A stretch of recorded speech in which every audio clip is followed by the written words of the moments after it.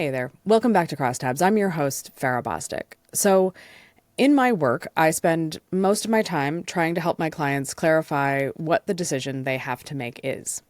They always have objectives, but the objectives are pretty much the same thing.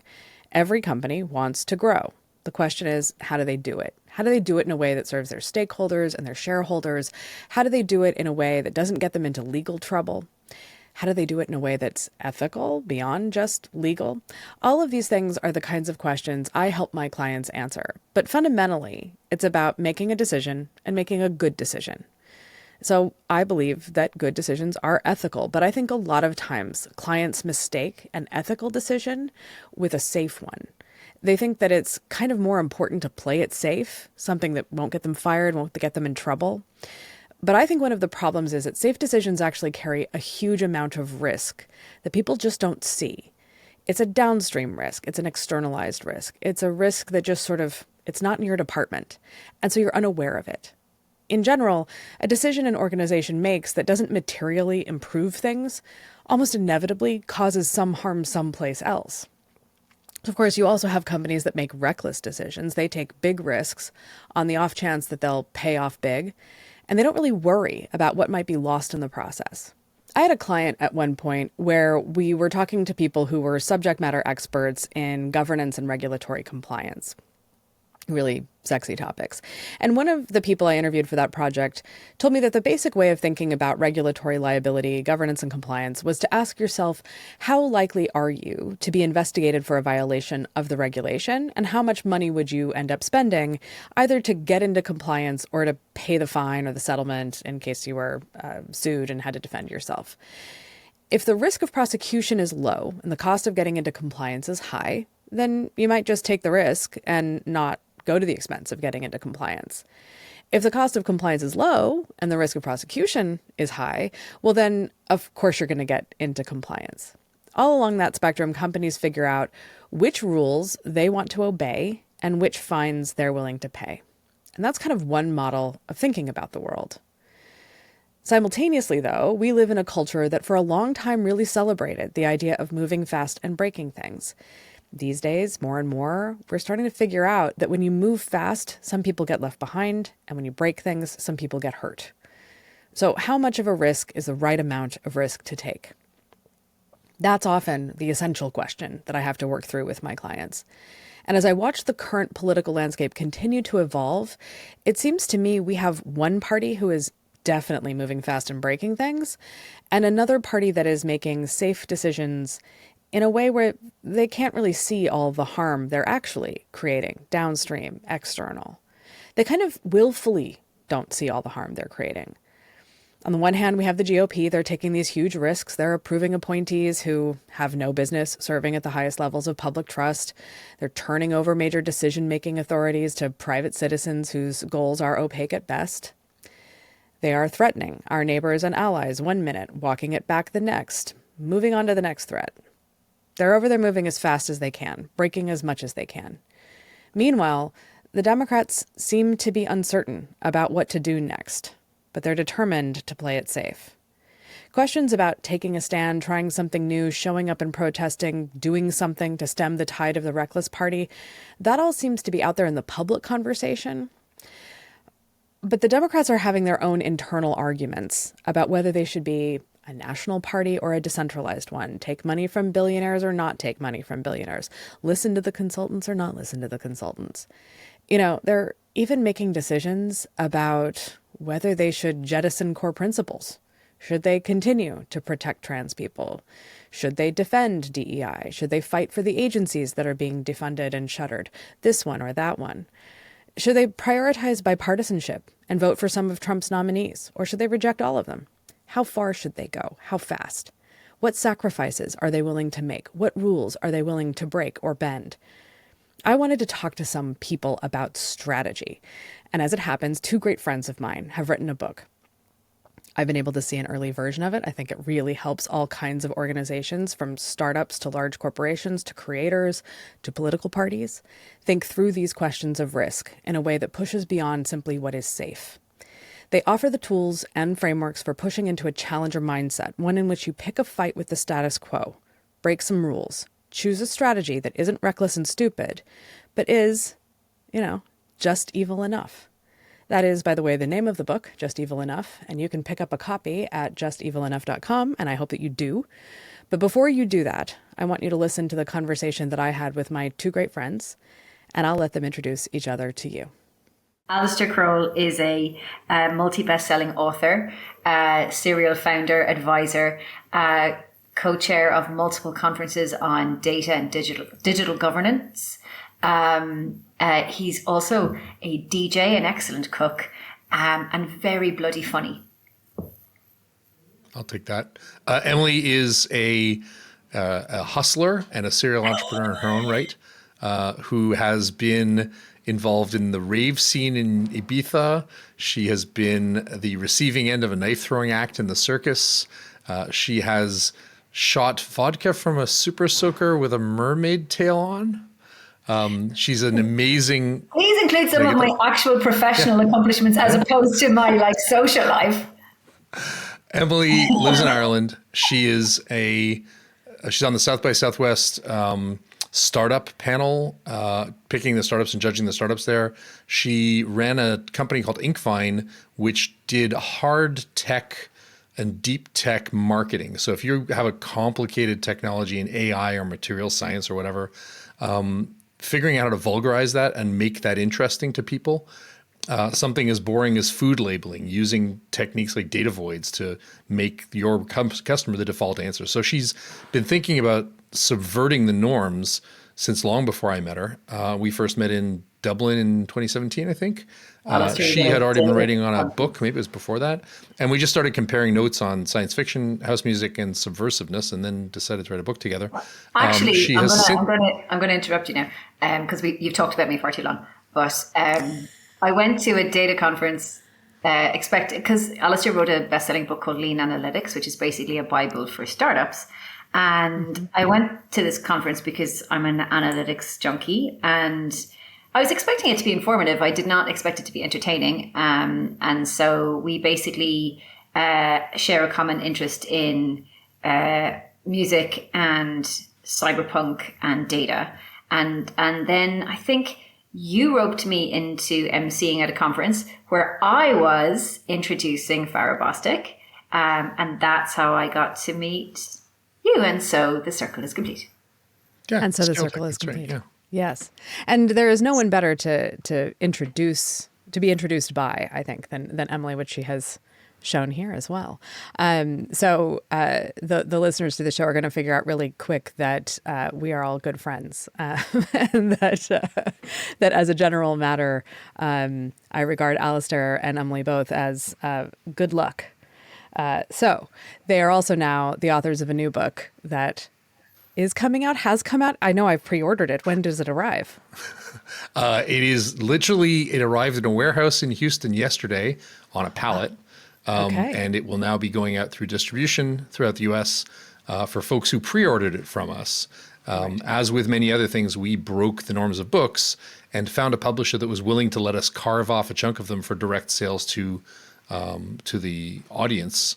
One of our sort of hot takes is that the current publishing industry does everything it can. There is no medium like the book that tries hard to sever the creator from the audience. And we're trying to fix that.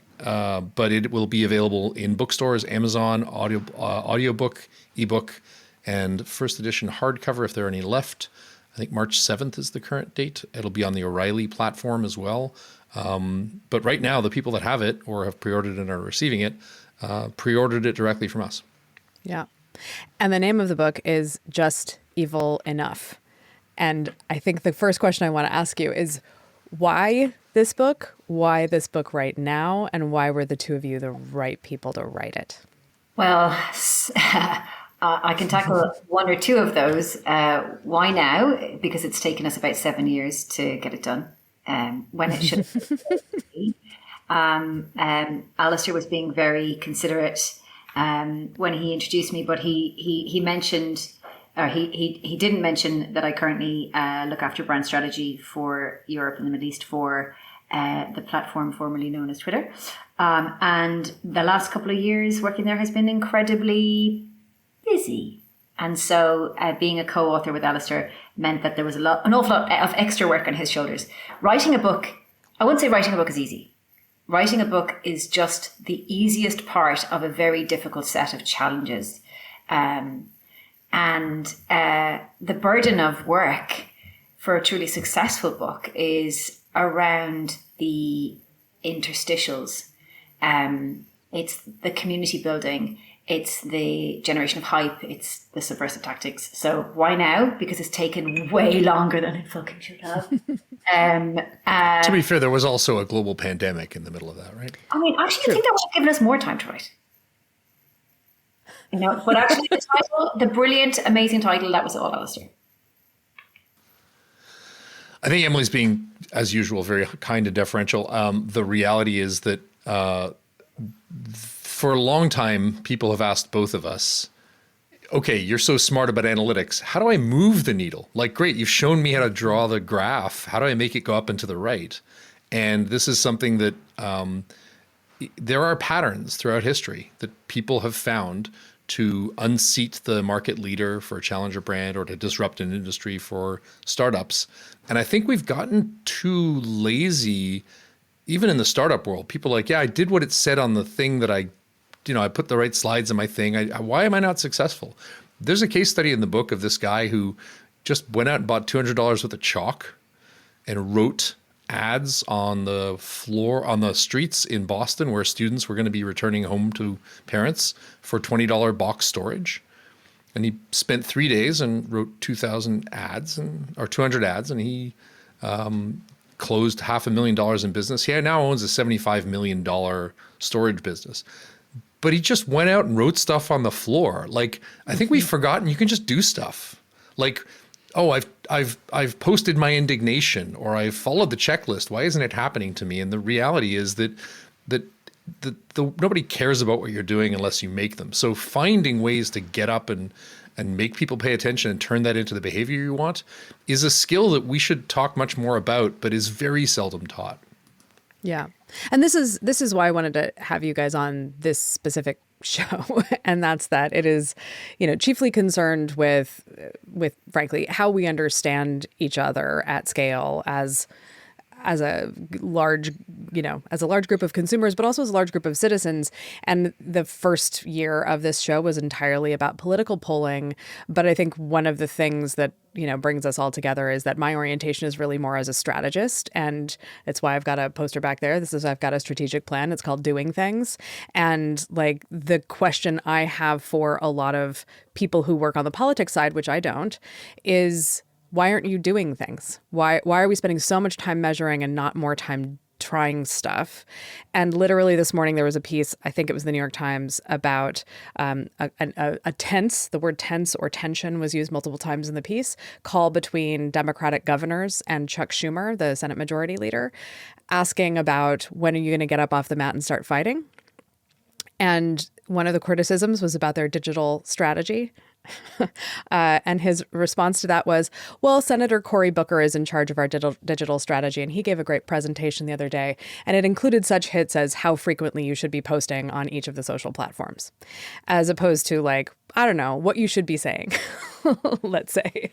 And I have personally received that kind of advice for, even promoting my own business. Like, all right, you need to do a content calendar, and here's the cadence. And it's like, the cadence of what? And so there is this like bringing together. I think sometimes we work back from KPIs, what we're doing, as opposed to thinking about what it is that we want to accomplish and then figuring out the way forward and how to track success. So it's very interesting to have that be the conduit for you both of, all right, you've helped us figure out how to measure and how to optimize, but how do we figure out what to do in the first instance? And that's why I wanted to talk to you guys. Well, tactics before strategy is the noise before defeat. But actually, to your previous question about why now, I think this book it's a handbook for the underdog. And it allows the underdog multiple ways to, I don't want to say game the system, even though we do use that language, because it's not about cheating. It's about truly converting attention into the action that is necessary, that's so needed. But most people don't understand that sometimes being an underdog is an advantage. It allows you to do things without permission. It allows you to take risks that you might not feel you're able to take. And we have multiple examples and case studies from the book throughout history, from Genghis Khan right up to Tupperware, that it shows you that actually if you give yourself permission to think differently, then you have a really distinct advantage. And I think that was one of the things that Emily was very adamant about, was making sure that it wasn't just a bunch of startup tech stories, right? So, I mean, you really pushed to have stories in there that came from different parts of culture, from politics, from history, and so on. And as a result, you can read the book, and we wanted it to be a book that you could take on holiday and you'd still find it fun to read, but then you could actually use and apply the frameworks. And it's really hard to walk that line.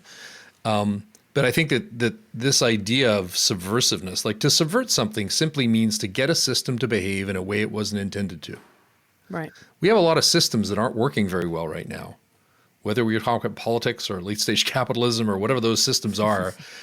And I'm doing a talk next week in Nashville, and I'm talking about some stuff from the One Metric That Matters in lean analytics, but I'm talking about Goodhart's law.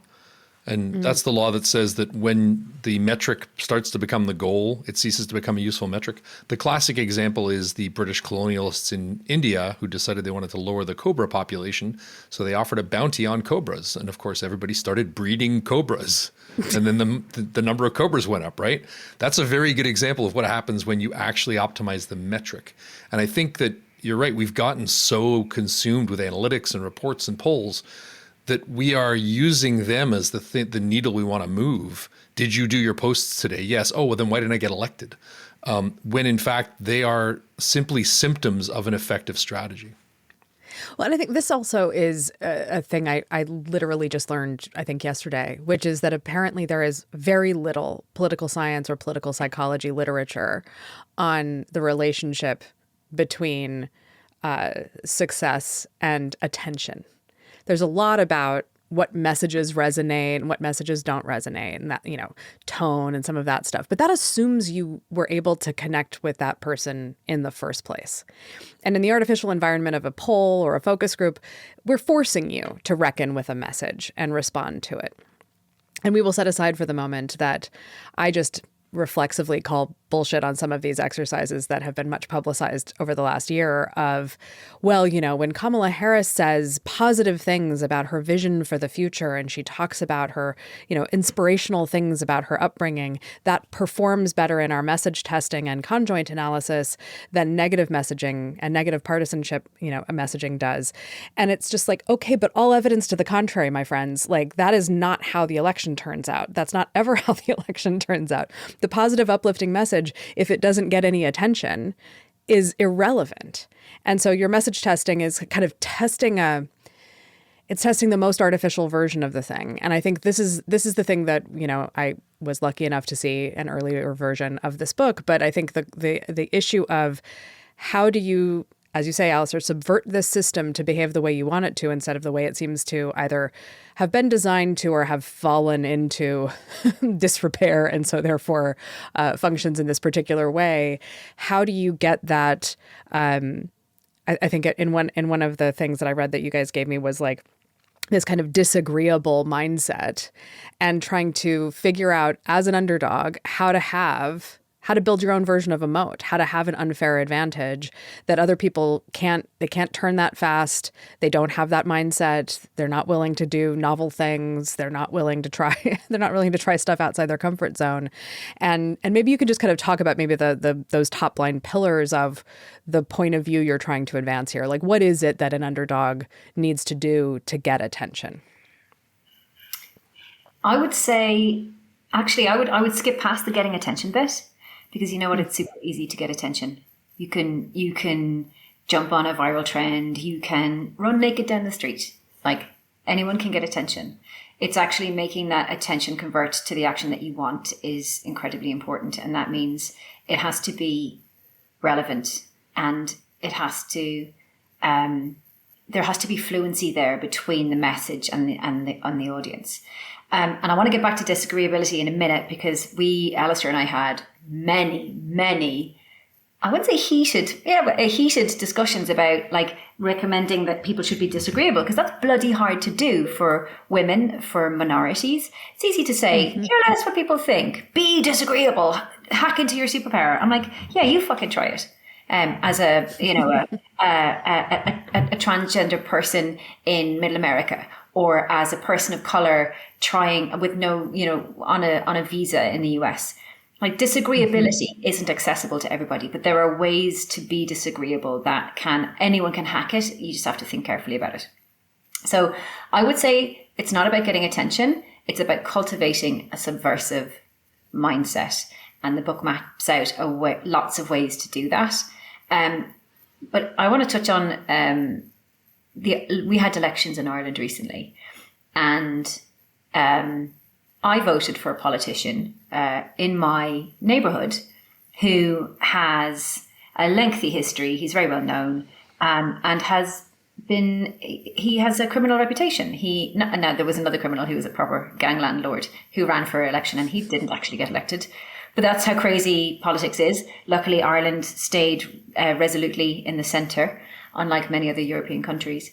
But there was a particular politician in my province, and he had been accused of taking bribes. He'd had some, let's just say, dishonest dealings in his political past. But he continues to get elected simply because he delivers for his locality, so he delivers for the people near me.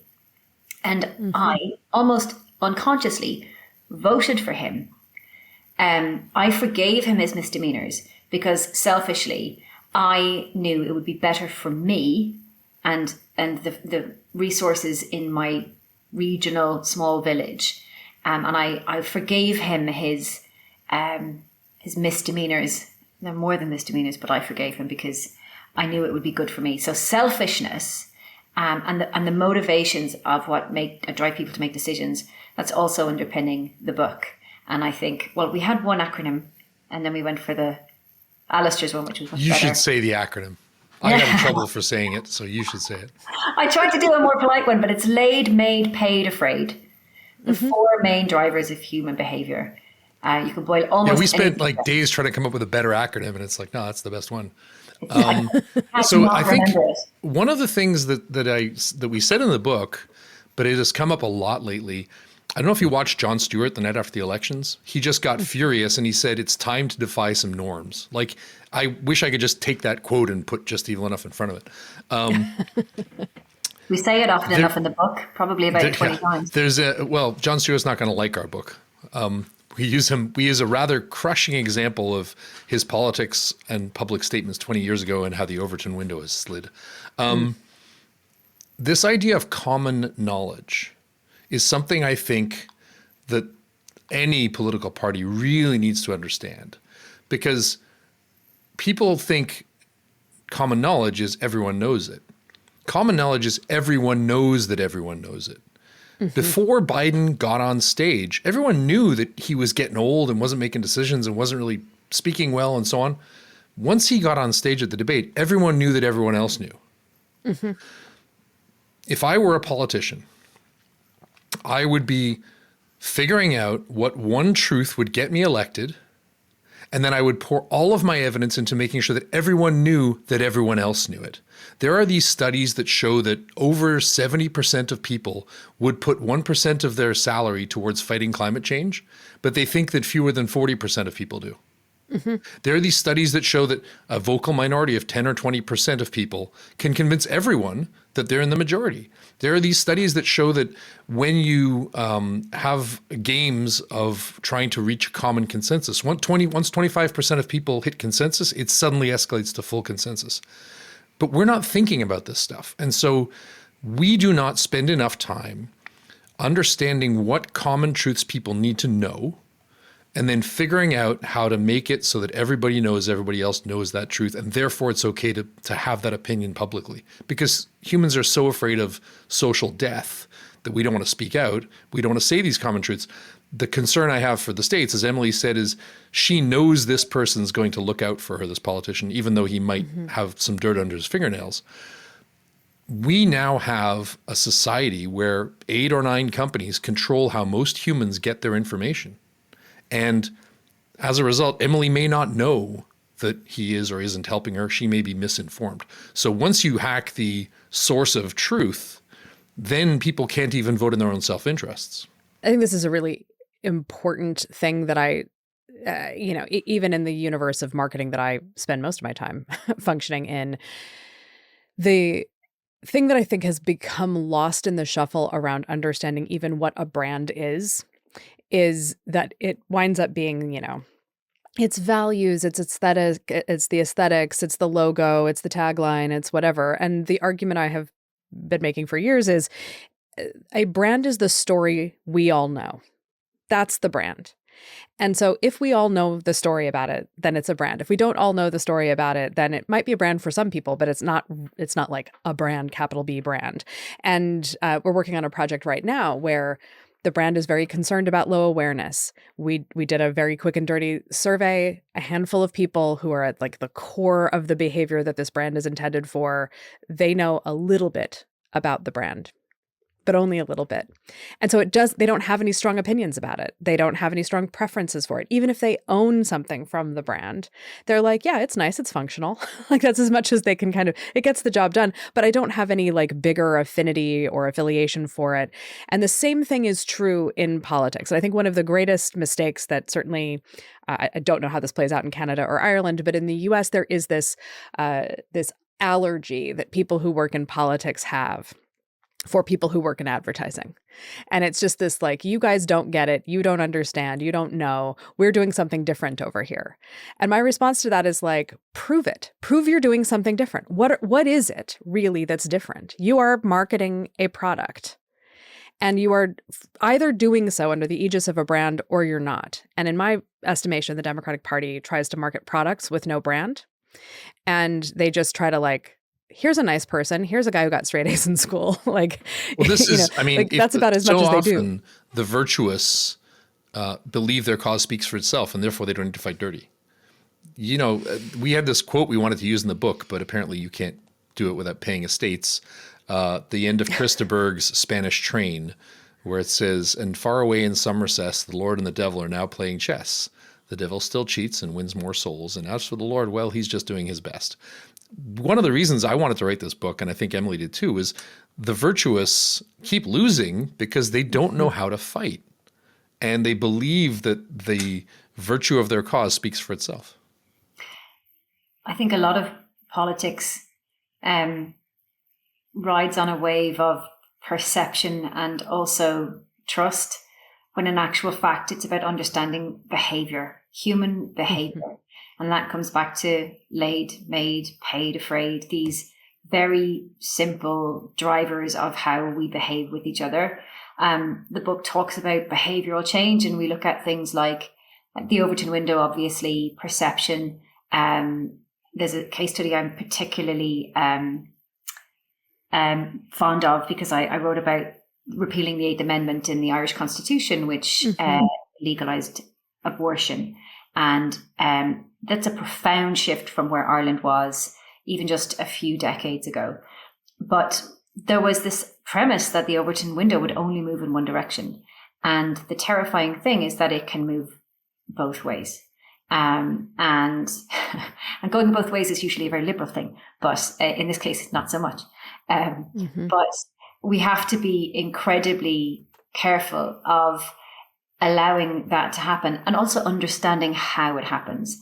I was at a really interesting economics conference in Ireland, and we talked about how Europe has enjoyed comfortable, I would say, liberal views for a number of decades. But as the gap between the wealthy and the poor increases, the sense of disenfranchisement reduces empathy, and people are less kind and people are less generous.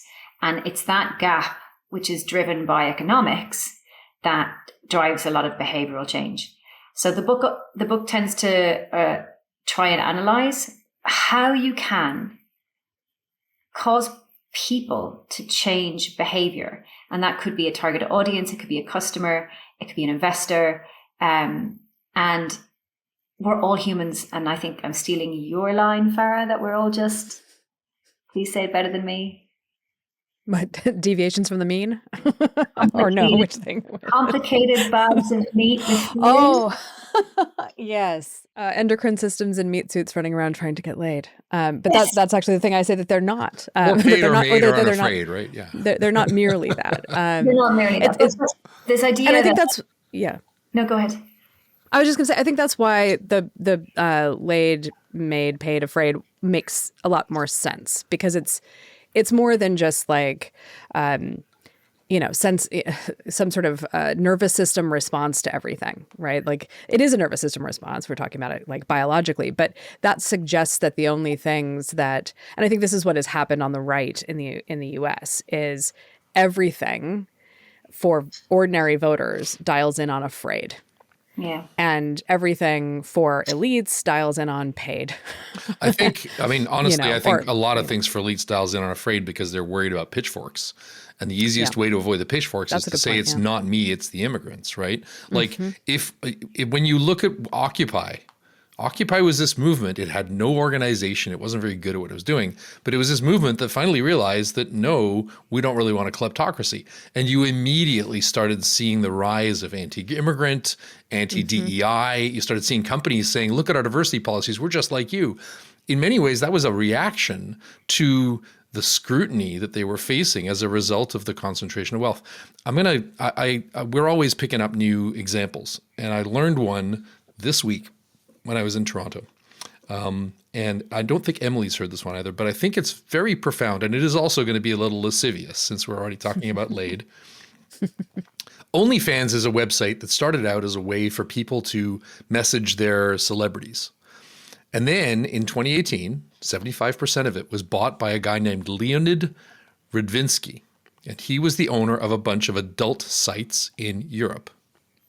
But the reason he had done very well was that he didn't make his money by selling accounts on the porn site, because a lot of people don't want to give a credit card number to a porn site and be on the record as having given a username and password to a porn site.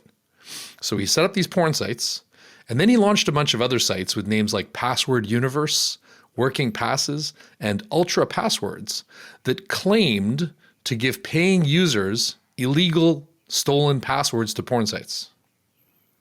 So you weren't buying a porn site password, you were buying access to a bunch of hacked porn site passwords for those weird perverts that paid for pornography. And the kind of person who doesn't want to buy porn is apparently fine buying an illegally stolen password from some pervert to use it to look at porn. This is such a good example of motivated reasoning. That was his hack. He was like, oh, you don't want to think of yourself as the kind of person who buys pornography, but you're okay thinking of yourself as the kind of person who buys access to stolen passwords. You've given the person a way of rationalizing their behavior to themselves. And we have such a hard time. Like, one of the things you need to do, and we have this at the top of the motivated reasoning is the top of the action column in the book, is you've got to give a person a way to justify their behavior to themselves so that they maintain a sense of self and they don't go through some identity crisis where they question how they're behaving. I think that the Republicans in the States gave people a lot of ways to be okay with their behavior. Mm-hmm. I think this is interesting. I mean, there's two things that are interesting about that. One is also just the idea of, if actually the thing that you're upset about is like, one of my good friends, Cindy Gallup, runs makelovenotporn.tv and has had ongoing struggles with payment processors and being banked and all of that. And so if you feel that it is just sort of unjust and unfair that your credit card won't honor a payment to a porn site and you start to feel like the whole system is corrupt, then that's a really easy way to motivate you to say, well, I'm screwing with the system, so I'm going to buy a hacked password in order to get the porn that I want, because fuck the man. Like that is another kind of interesting way of getting to that motivated reasoning. And it also is so interesting when You think about there's a terrific book by Elle Reeves that I can't stop raving about called Black Pill. And she kind of profiles all of these people from the alt-right and how they got there. And most of these people are just ordinary guys, right? Who just, frankly, ordinary guys on image boards. Like that's the thing that they kind of have in common, right? And all of them are engaged in that motivated reasoning. All of them have, not all of them, many of them have bought into kind of great man theory about the world, that like successful people must be successful because they're so smart and virtuous. And that there are people who can see around corners and they know more than everybody else does. And maybe I could be one of those guys because I'm smart. And if not being one of those guys, maybe I can be around one of those guys. And maybe I can promote guys that seem to be like that, because that will perhaps, down the road get me something that I want. I think all of this also sits against the backdrop of, to your point, Emily, about voting for someone that, is a bit corrupt, but also gets the job done. If you're living in a political vacuum where neither side really ever accomplishes anything, like Trump in the first term kept only one real promise, and it was a tax cut. Everything else got blocked in court, or he couldn't get it passed through Congress. He lost it in the midterms and didn't get much traction after the first 2 years. There's a million reasons why in our system we have this kind of, intransigence around accomplishing anything. And I will constantly use this as a reference point because it was so profound to me. But a woman I know here in the Village was telling me that she didn't watch that debate. And she didn't watch the subsequent one either between Trump and Harris. And she told me that she didn't watch either of them because she was never going to get those hours back. And in particular, she didn't watch the one with Harris because, the lady's just going to tell me, pat me on the head and tell me whatever it is that she thinks I want to hear. And he's just going to go blah, blah, blah. And in that moment, I knew that if she voted, which was a low probability event, if she voted, she was probably going to vote for Trump. And a lot of that has to do with this sense of I am struggling with how to articulate this idea, so we may have to have a separate call about this. But I think that in this country, there is this incredible experience of constant disbelief. The Democrats say they're going to do something and no one believes them. Trump says he's going to do things and no one believes him either. But at least the vibe is fun. At least he seems to be active and robust and willing to pick fights, and says he's picking fights on behalf of people like me.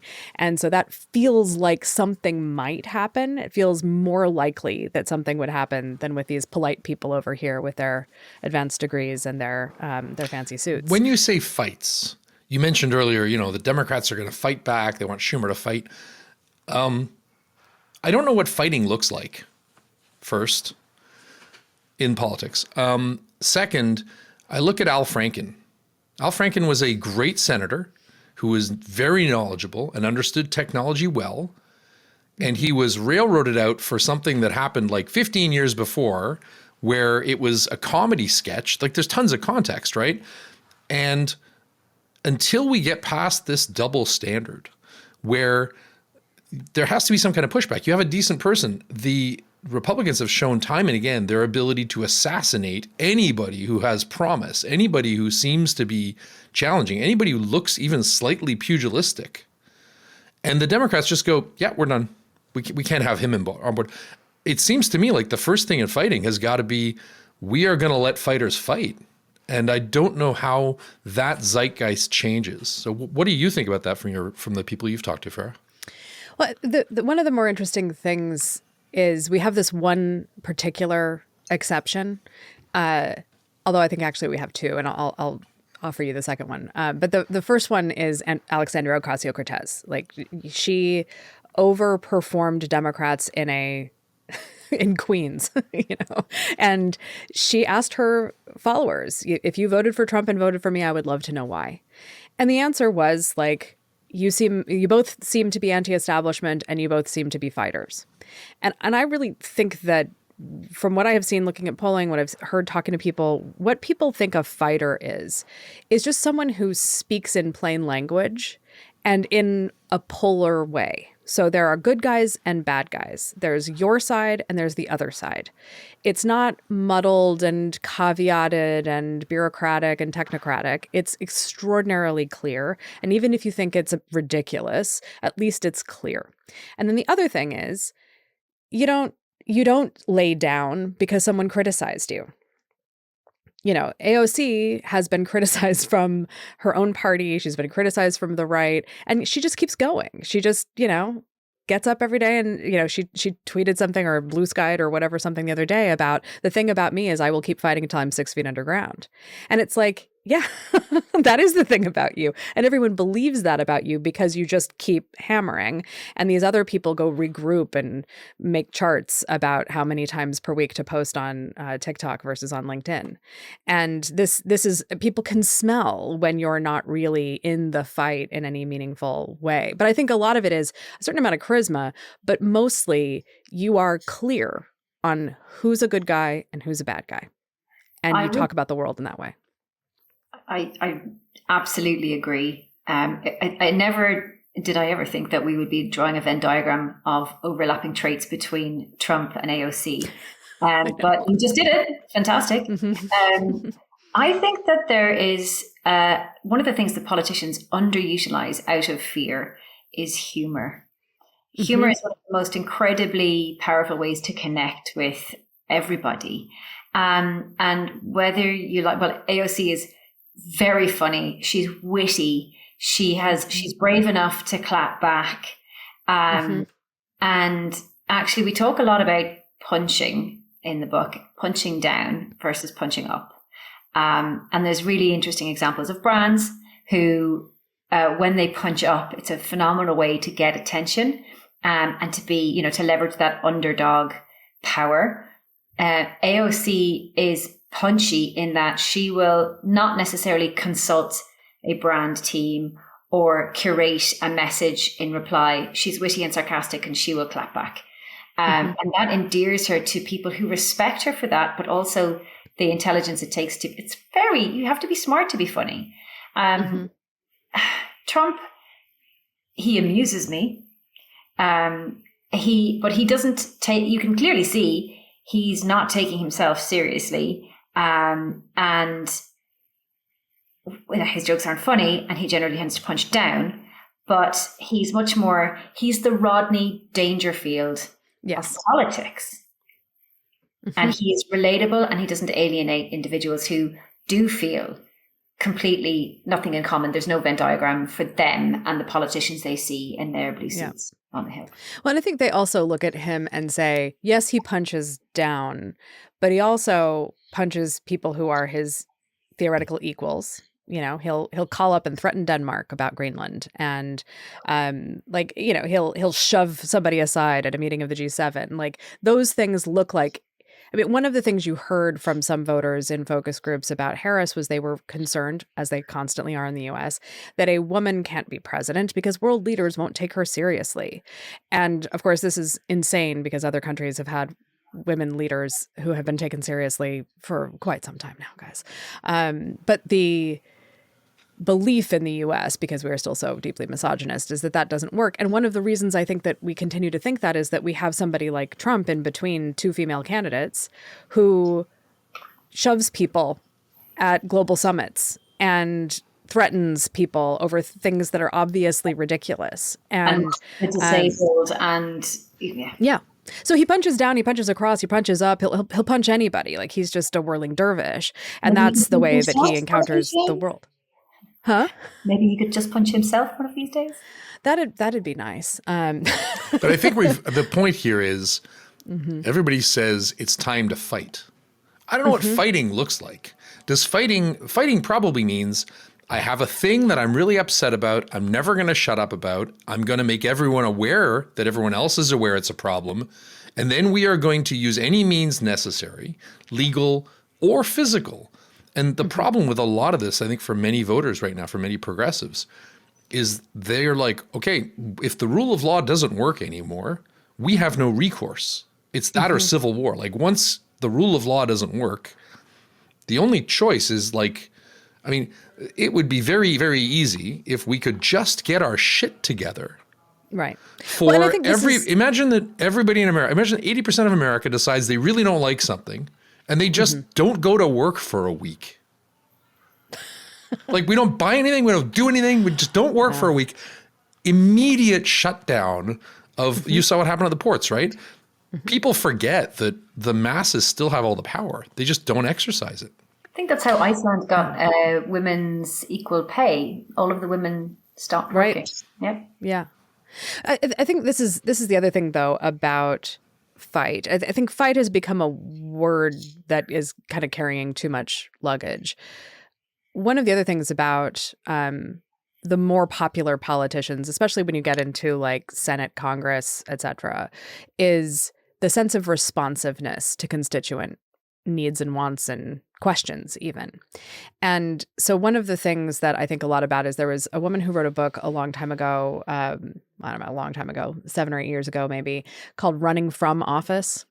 And it's a memoir of her trying to run for Congress and how difficult of a project it was. And I remember hearing her interviewed at one point, and she was talking about, going and knocking on doors. I want to say she was running for office in like Nassau County or something like that in Long Island, big district, had to go all over the place and knocking on doors. And all people wanted to talk to her about were like the potholes on their roads, which are not the direct responsibility of their congressperson.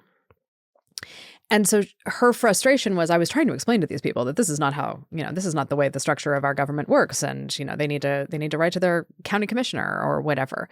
And AOC's status is, if you have a problem that exists inside her district, you can call her constituent service office and they'll then call whoever's in charge.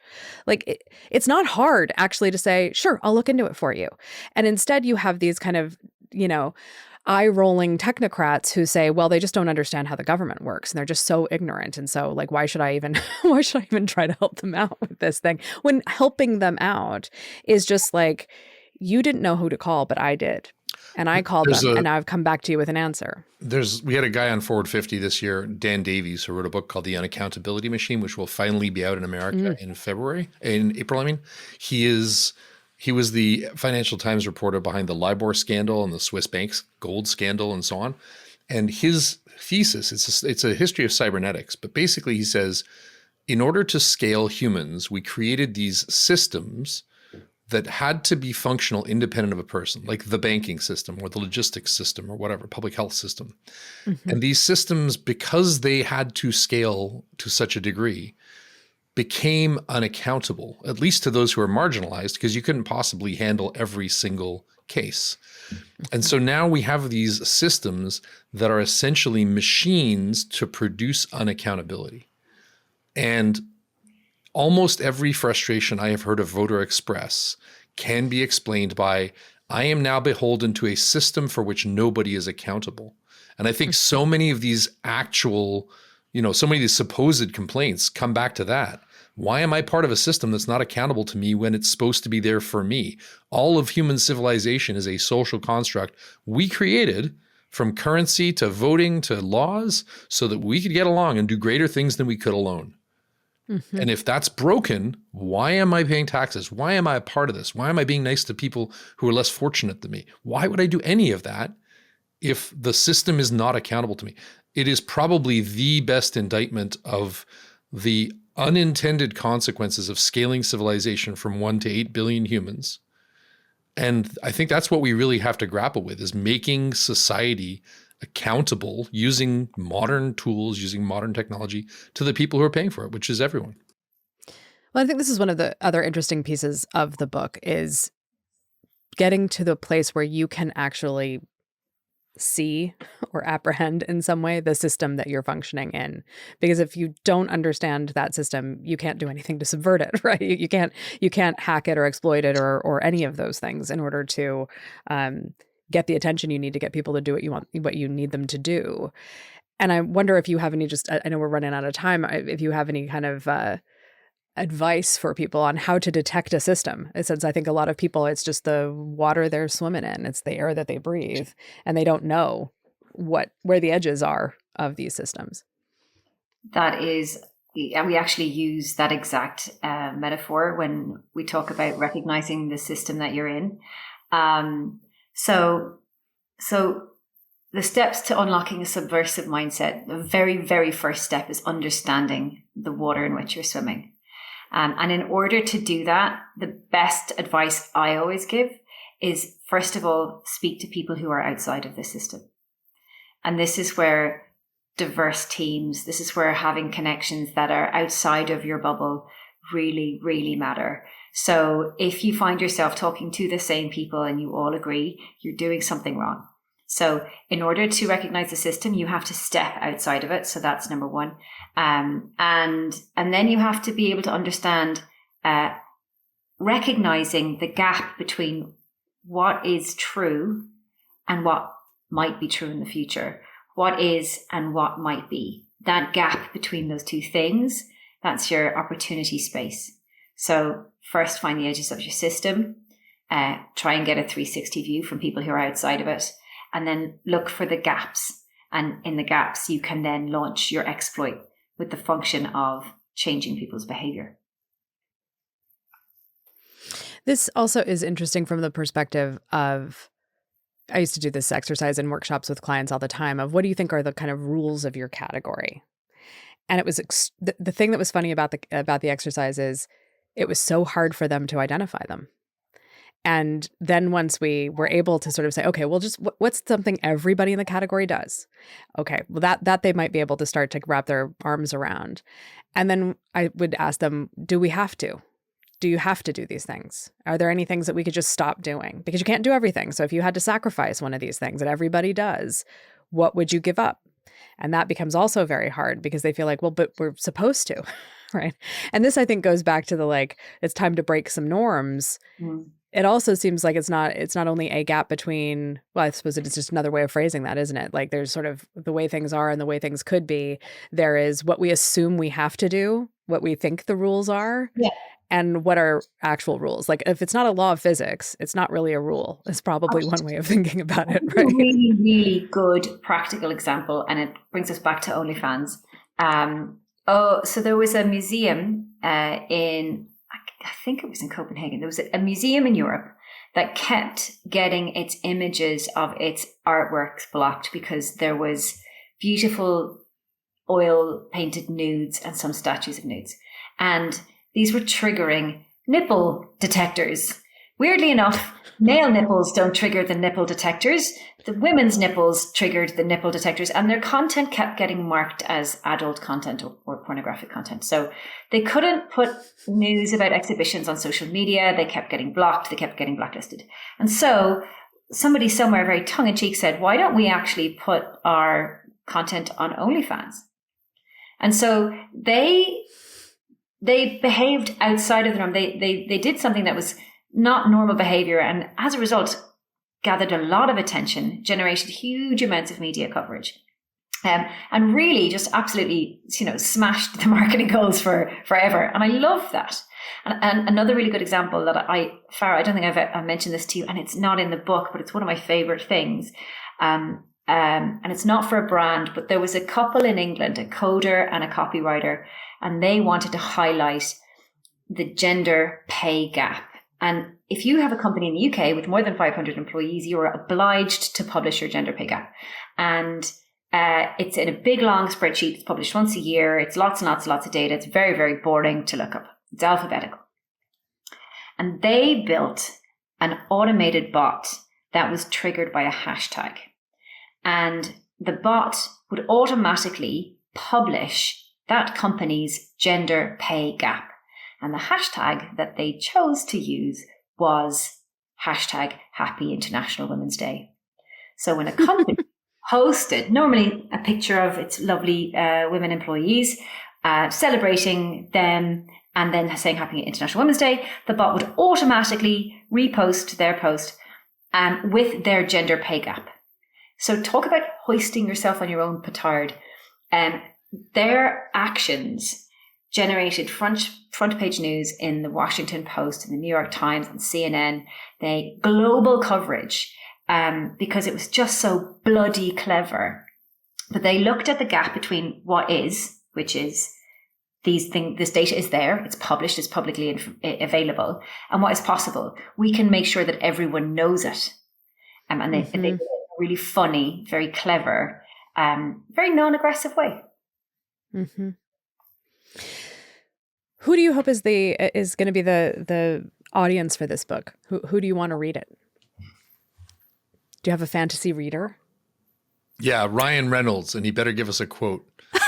No, like Emily was saying, who do you want as a blurb? We have some amazing blurbs. Cindy gave us a very nice one. Rory Sutherland, who is amazing thinker on these kinds of things. Harley Finkelstein, Eric Ries, lots of great people.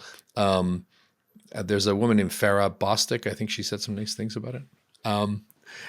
But if I had to pick someone, it would be, because this is like in a purely subversive way. I want someone with reach who seems unexpected. Ryan Reynolds seems like, to me, as a nice Canadian guy, the embodiment of that sort of politely apologetic snark that we have in Canada. I thought you were going to say, who do we want as the next politician, not who do we want to read it? I mean, Emily, who do you see as the dream audience for this? So I spent 5 years helping organizations like UNICEF and startups and scale-ups try to, elicit donations or try to get funding, try to scale, and right back to the very reason, the true motivation for this book is that most people, and actually most politicians, most founders, spend all of their time thinking about their product, thinking about their policies, thinking about like the thing that they're building, about themselves really. And they don't spend enough time figuring out how to make people care. And the truth is, the people who need it most are the ones that are the most under-resourced. They don't have access to large amounts of research or data. They don't have access to social media teams. They don't have access to media agencies or brand agencies or big budgets. All they have is themselves and their idea or their product or their mission. And so I really want to help people who are fighting the good fight but don't have the resources to do it. This is a handbook for them. Yeah, and echoing that point, twice when I was in Toronto this week and then Kitchener, I had a room full of about 100 startups and founders, and I said, raise your hand if you are. Sorry, there's some noise outside. I said, raise your hand if you are. If you think the biggest risk in success for your product is that you can't build it, or that nobody will care. 100% of people, nobody will care. I think there's one materials scientist who is like, maybe my thing, right? I said, okay, now raise your hand if you're spending most of your time on your product or your go-to-market strategy. Everybody puts up their hand for product. And I said, look, companies fail because of incompetence. You've just told me that the biggest risk in your company and your behavior is not aligned with it. And that you could just see them all kind of hang their heads in shame. It's the thing we control. I can do posting once a week. I can do add another feature. I can do change the colors on the website. Those are the things that I have control over, but they're not the things that correlate with actual success. And until, again, we realize that you can just go buy $200 worth of chalk and spend a weekend writing on the floor, and all of a sudden you've achieved your goal, or you can work to make knowledge into common knowledge, we're not going to see the changes we want in the world.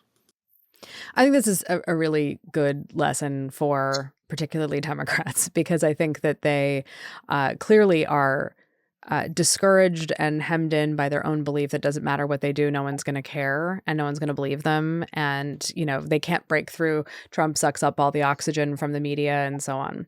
And yet then they give each other advice, which is like, go find a camera, go get on CNN. It's like, well, no one's watching that. And you are going to get preempted by something terrible that somebody else is going to preempt you for, a plane crash or whatever. And I think then the other thing that you look at, like, what is the thing that they spend the most time on? Raising money. And, I think they have kind of proven at this point that money does not actually by itself buy you attention if you're putting the money in all the wrong places. And I think that what's fascinating is AOC goes on her Instagram Live, or she goes on Twitch and plays a game, and she gets way more extended discussion about even just the fact she did it. Yep. Than any appearance from the rotunda any member of Congress is going to make on MSNBC tonight. So well, this is, sorry, go ahead. She's changing the traditional behavior. She's operating outside of the norms of a traditional politician. And like, funnily enough, in a few years, lots of politicians will be doing that, and it won't be novel anymore. Novelty is one of the 11 tactics we talk about extensively in the book. But we talk a lot about in business, especially in the startup world, we talk about product, medium, market. The medium is the space between. And that's where, when I talked about that opportunity space, the medium, all of those channels that are changing and emerging, those are the channels where you have, like, I won't say very little rules, but the norms haven't become embedded. And so AOC should go on OnlyFans, because it would be controversial enough, and it would gain, it would definitely draw an audience, and she could say what she wants to say, and everyone would be paying very close attention. Because it's simply subverting the medium that is between the product and the market. And we talk about the recon canvas, which allows you to map it and unlock all of the different squares in the canvas. But the medium is emerging, or it's changing so quickly. And that's what she's doing incredibly well. I really can't recommend. I mean, I haven't seen the latest beautiful published bound version of the book, but Emily has. I still haven't. You haven't. Emily, do you have a book there somewhere? Emily, because she lives close to where it's printed. Yeah. I'm surrounded by boxes. So look at this. Emily has the actual book. Ooh, yeah. That is a gorgeous There's a QR book. code on the side. Another thing publishers don't want you to do. So, actually, Alistair, can we tell Farah about the QR code hack? Oh, sure. So you see these QR codes? Yes, there's a little QR code in the margin. When you scan that QR code, it takes you to a page, a web page that has additional content. So if we talk about an ad, it might be the video of the ad. If we talk about resources for researching weak signals, there's links to them. When you scan that, because we know, thanks to internet trickery, that you're a reader, you just see the case study. When you share it with someone else, and I don't think we've revealed this publicly yet, when you share it with someone else, it's a slightly different view. It says this was shared with you by a reader, kind of like when someone shares a free link on it. And then in about a week, it gets redacted. Over a period of about 3 hours, the words slowly start to get blacked out. And then it just says, buy the damn book. So, you shouldn't buy a book from people who are talking about subversive marketing if they aren't being subversive. There are Morse code secret messages in the in-leaf. There's a bunch of stuff we've done and part of how we've marketed the book.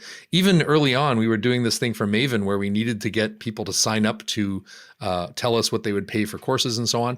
And we know that if we said to everybody, sign up for this new mailing list and one of you will win a prize, some free consulting or whatever, the people are disincentivized to sign up, because the more people they convince to sign up, the lower their chances of winning the prize. So we created 2 newsletters, 2 sign-up lists, Team Orange and Team Black, and said we're going to select from the sign-up list that has the most people in it, which reframed the thing to now it's a contest to get as many people as possible to join Team Orange or Team Black. So like every time we've done something with this book, we've asked ourselves, what can we do differently to demonstrate and sort of embody the things that we're telling people to do? And it's been exhausting, but it's been a lot of fun too. I love these things because they are so, coming out of ad agencies as I do, there are so many effectiveness and advertising awards, the Effies, case studies that are like this.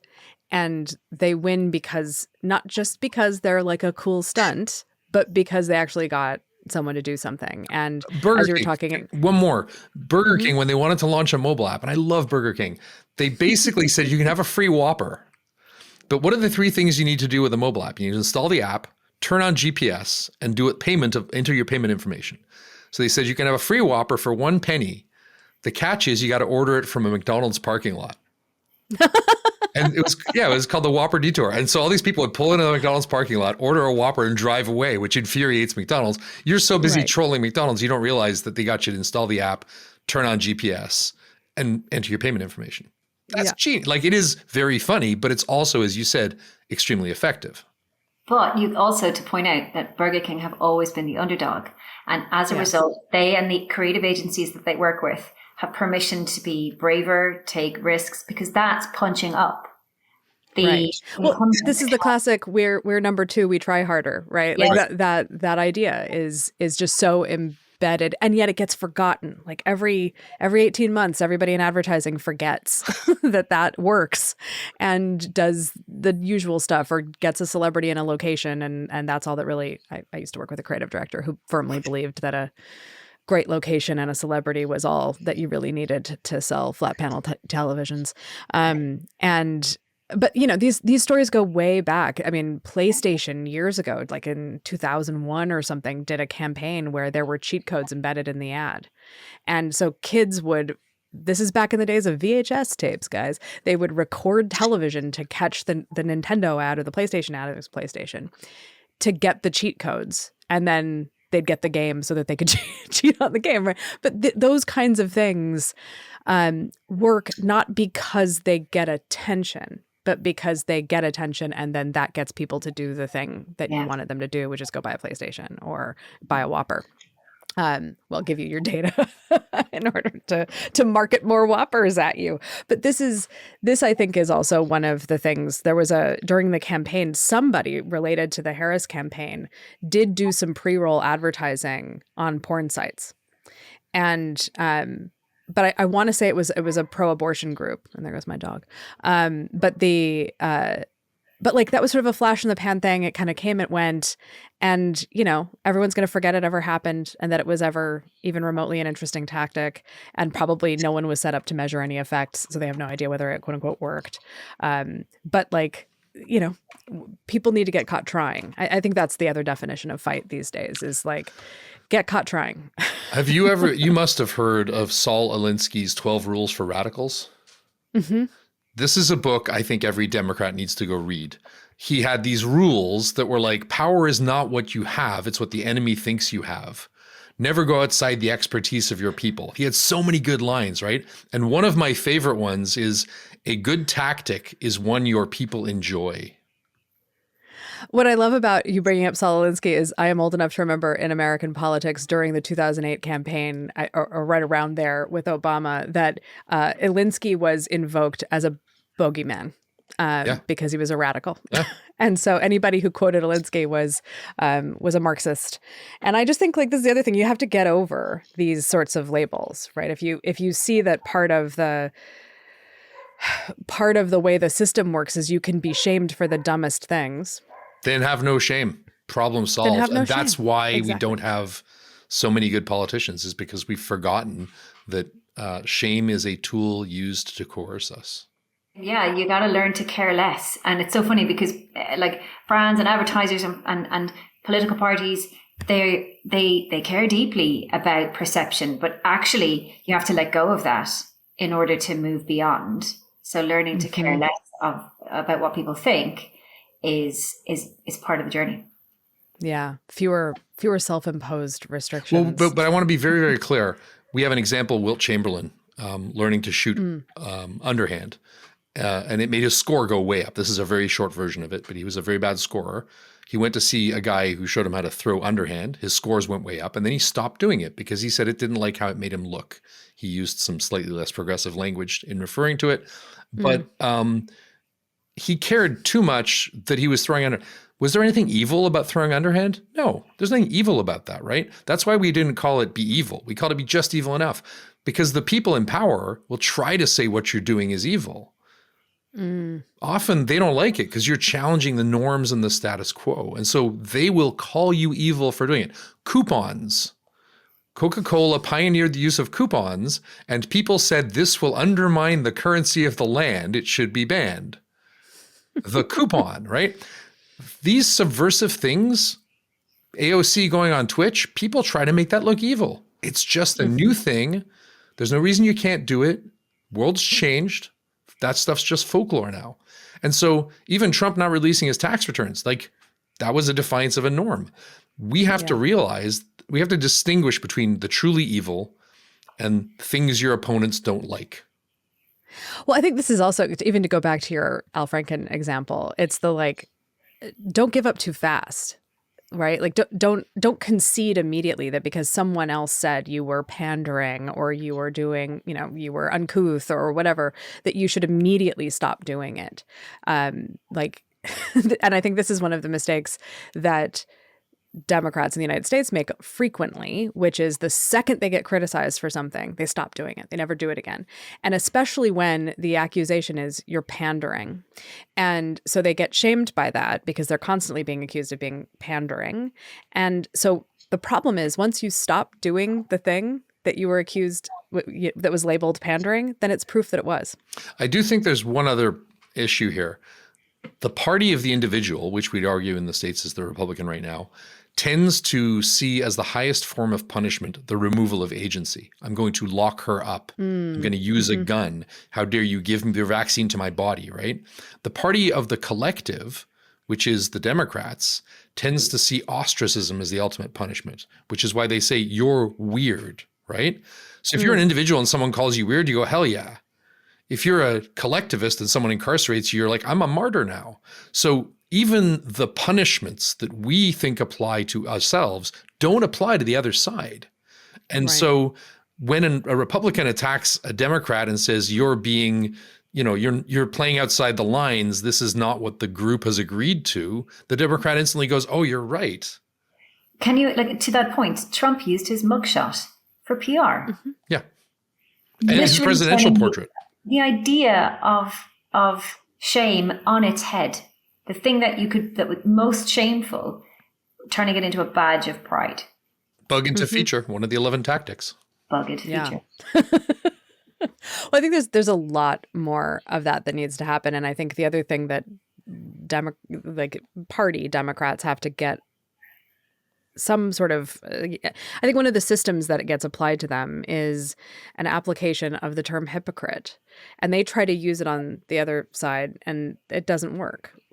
And one of the reasons it doesn't work is the Nasty and Brutish and Short Club says, yeah, of course we're hypocrites. Everybody's a hypocrite. Everybody in politics is you're a hypocrite. I'm a hypocrite. We're all hypocrites. British and Short Club? Brutish and short, but yes, also that. I was thinking of Nigel Farage, and the others, but they will inevitably say that, the fact of a lot of elected Democrats having gone to Ivy League schools is proof that they're hypocrites. They don't really care about you, a working class person, because they're rich. They don't really care about you because ... Now, there are things that legit prove it, right? That you can buy a fund that basically trades every time Nancy Pelosi trades, and she is engaged in insider trading, and that fund performs pretty damn well. In fact, it's just beaten a fund called the Inverse Kramer. I saw that there's two funds competing. One is trade the opposite of what Jim Cramer says, and the Pelosi index and the Inverse Kramer are like neck and neck right now. That is amazing. Yeah, but so they're sensitive to those criticisms, and so they retreat every time they get them, and in the retreat prove the accusation. And so they are succumbing over and over and over again to elements of a system that they didn't realize that they were helping build. I think that they created. And the world has changed. This idea that there are norms, like the medium used to be one-to-many broadcast radio or TV. Now, and this is why we devote a whole third of this Recon Canvas to the medium. The medium is what the platform does to the users and what the users do to the platform. It's how someone finds you, not how you talk to them. It's how they bill you. It's how you bill them. It's how you support them. It's how you deliver the product. The medium is this huge part of everything we do online. And if politics is about information, then its battleground is not the physical world, except outside maybe rallies. It's the digital world. The medium is where these fights happen. And we're still acting like the medium is broadcast one-to-many newspapers. Yeah. Yeah. This calls to mind the other politician that I suspect is more successful than he gets credit for, because there is just this he's a bit shady thing. And it's actually Gavin Newsom. And it is just taken as a given in most elite Democratic Party politics that he could never run for president and have any chance at all. And it's because, he used to drink a lot and he's a womanizer and, he has all of these, corrupt relationships and whatever. And I'm like, don't we all know that? Are those disqualifying criteria for presidency? Yeah. And exactly. This guy just got elected for the second time. It's doing just fine for him. And so And also, like, we're now fully in this country, I think, in a position that when I was a kid would have been inconceivable, which was like the idea of womanizers that are public getting elected. Like Gary Hart was a public womanizer. Everyone in DC knew that he was having affairs all the time because he would frequently separate from his wife for long periods and date other women. But you can't run for president like that. And like that was a rule that got kind of invented in that 1988 election. And that was true for like 20 years. And then it wasn't. And now I don't think it matters. I don't think it matters that he used to drink. Clearly, Pete Hegseth just got confirmed as Secretary of Defense, and he's a degenerate. It doesn't really matter that he has some relationships with some rich families. So what?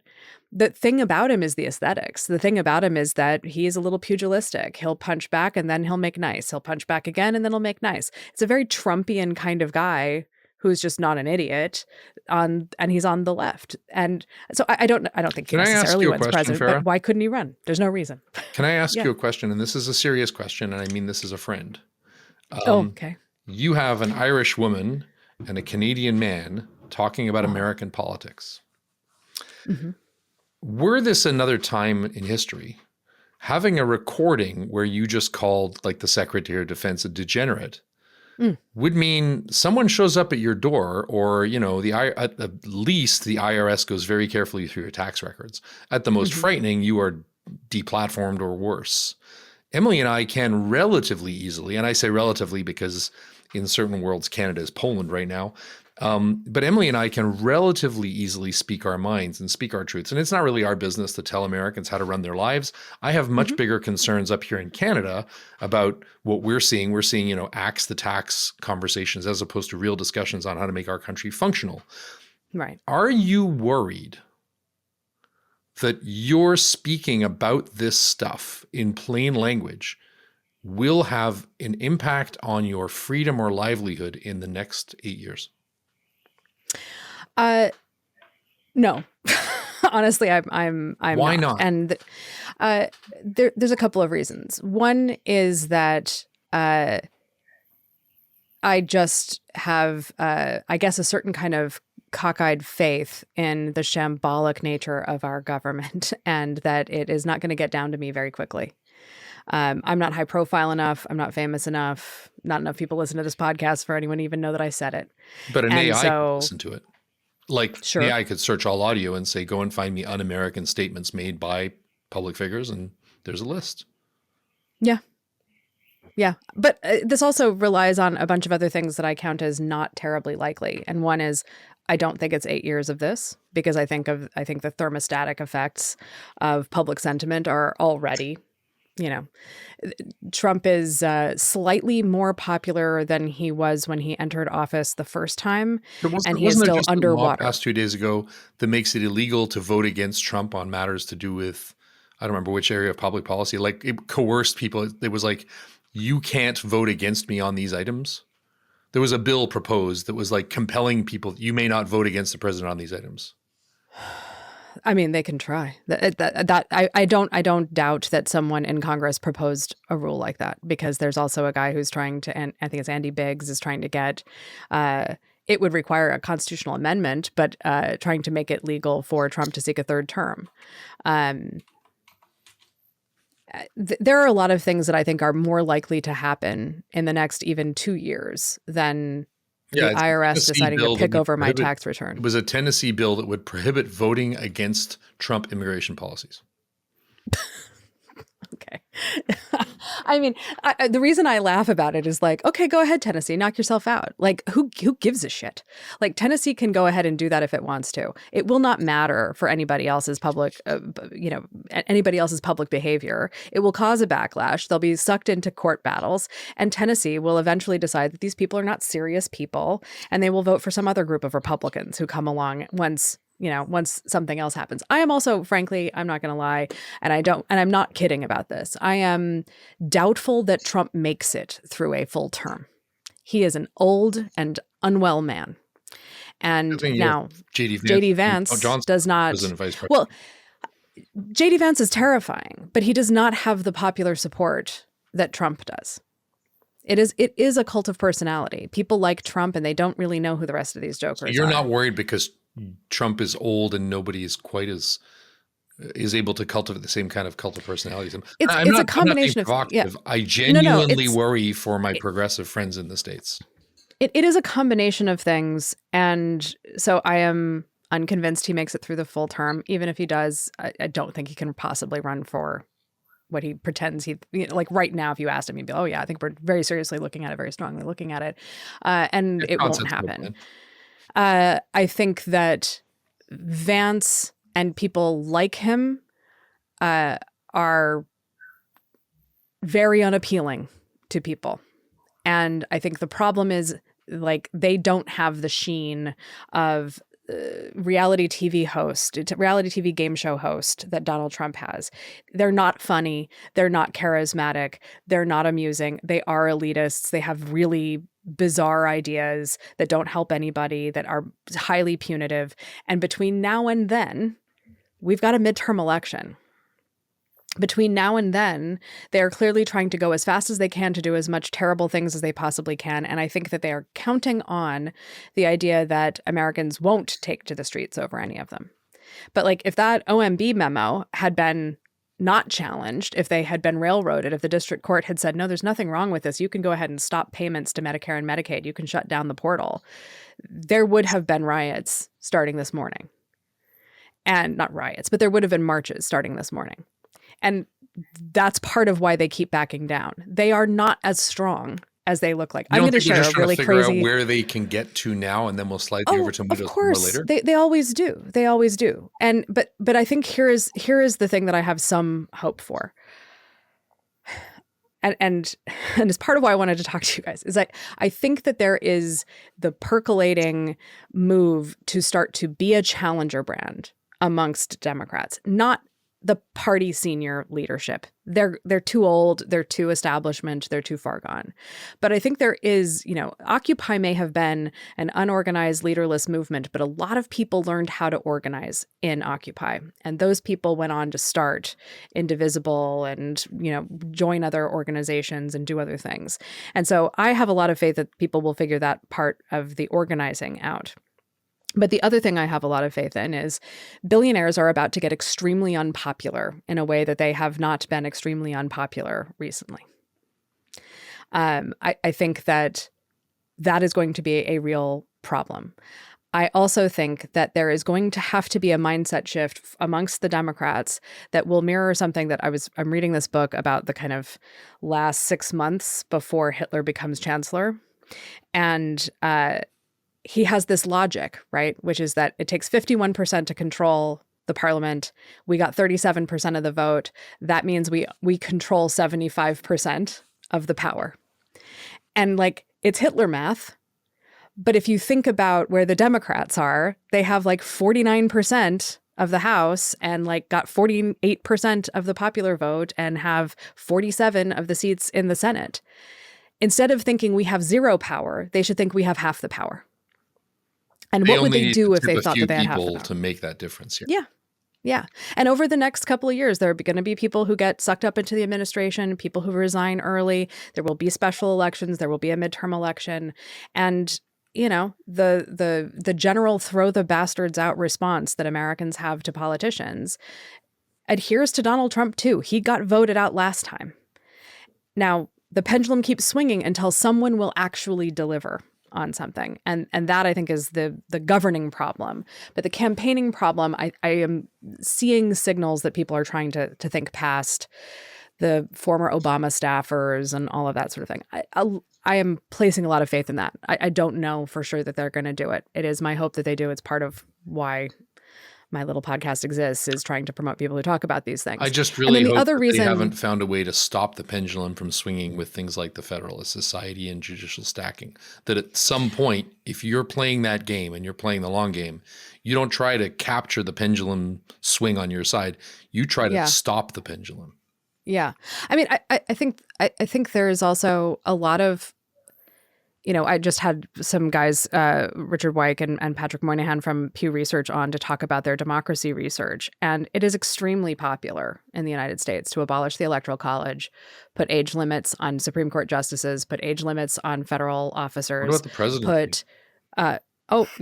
On all of them, like Senate, Supreme Court, president, age limits. Term limits are extremely popular. The diminishment of people's respect for institutions like the Supreme Court and the courts in general actually do materially harm the ability of the judiciary to do anything because they do not have an army. Yeah.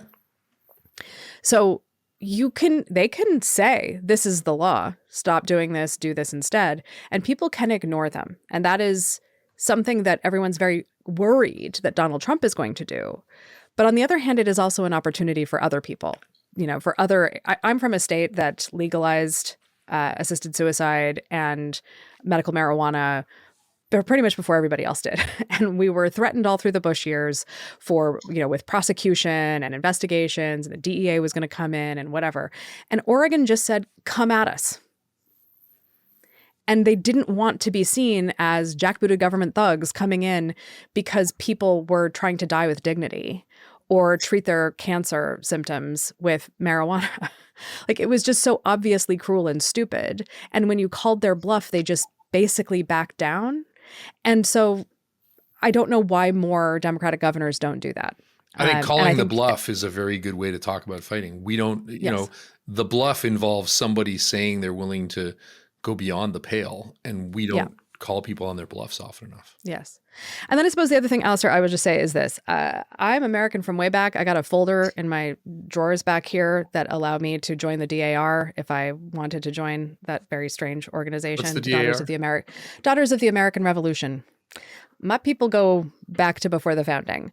So my feeling about this is, last I checked, the First Amendment's still good law. I can say what I want. Last I checked, I can criticize Pete Hegseth if I want to, and there is nothing that says I can't. Last I checked, I can have a podcast and talk about whatever I want on it. I don't even have to follow any FCC guidelines because I'm not broadcasting on a local radio station. So therefore, I will keep doing that until something changes. And I just also am relying on the fact that nobody knows who I am. And you also have friends in Canada and Ireland who will house you. And if I need to flee, I'm well resourced. Please keep recording and please keep doing what you do. I love listening to the show so much. I'm so glad that we're on it. Thank you very much. It's my pleasure to have you both. It is brilliant. I listen to you in the bath, Farah. Well, that's good. I will. I'm not going to give you a visual. I usually listen to cooking. Well, thank you both for taking the time. I know there was a lot of we're trying to straddle many time zones here, and I'm super excited for when the book. But and your time is in imperial. We use metric time, so conversion is that's the trouble. That's always the trouble. That is on my little wish list at the moment, is a metric tape measure.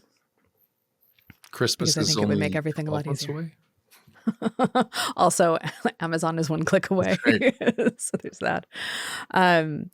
Congratulations on the book. I would love to have you guys back to talk about other parts of the book as well once it's fully out, because I think the things that you have done also just to sort of challenge the publishing model are really interesting and offer lessons for anybody who's trying to buck a system. And I think a lot of systems deserve to be bucked these days. Thank you. Also, authors actually are a really good example of, they spend all the time writing the book and then they realize once it's done, they're like, oh, great, I've written the book. It's like, now you have to get people to actually care about the book or understand that it's there, find it and buy it. And actually that's way more interesting. Well, actually, writing the book was incredibly interesting. But the next phase of the Just Evil Enough journey is just beginning. So that's also super exciting. Crosstabs is hosted by me, Farah Bostic, production by The Difference Engine, and edited now by Alison Preisinger of AMP Studio. Music from Audio Jungle by S Audio. Find us at crosstabspodcast.com, where you can subscribe to our weekly Substack, also available at crosstabspod.substack.com. Tell your friends about the show, subscribe on your favorite podcast service, and give the show a rating or review. I would love to hear from you, and it will help other people find the show. Email me if you have any questions, ideas for episode topics, suggestions for future guests, or want to talk about ways we can work together at farah@crosstabspodcast.com. See you next time.